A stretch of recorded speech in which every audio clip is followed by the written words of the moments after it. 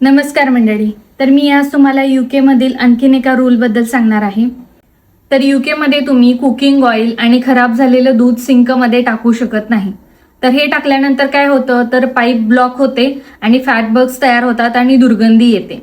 आणि जर तुम्ही असं करत असाल आणि तुमची पाईप जर ब्लॉक झाली असेल तर तुम्हाला काउन्सिल कडून 100 तिथे 150 पाऊंड पर्यंत फाईन भरावा लागू शकतो. आणि इथे अशा केसेस पण झालेल्या आहेत की 1000 पाऊंड पेक्षा जास्त फाईन त्यांना भरावा लागला आहे.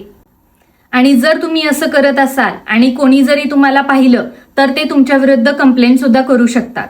तर मी आता तुम्हाला सांगते की कुकिंग ऑइल आणि खराब झालेलं दूध तुम्ही कसं डिस्पोज करू शकता किंवा कुठं डिस्पोज करू शकता. तर तुम्ही वापरलेलं तेल आणि खराब झालेलं दूध एका कंटेनरमध्ये भरू शकता आणि ते तुम्ही जनरल वेस्ट बिन मध्ये टाकू शकता किंवा रिसायकलिंग सेंटर मध्ये सुद्धा देऊ शकता. हे नियम रेस्टॉरंट, टेक अवेज आणि कॅफेसाठी सुद्धा लागू पडतात.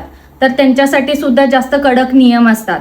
त्यांना सुद्धा मोठा फाईन भरावा लागू शकतो किंवा बिझनेस क्लोजर सुद्धा होऊ शकतो. इथे UK मध्ये फॅट बर्ग आणि ब्लॉकेजची मोठी समस्या असल्यामुळे UK काउन्सिलने असे कडक नियम केलेले आहेत.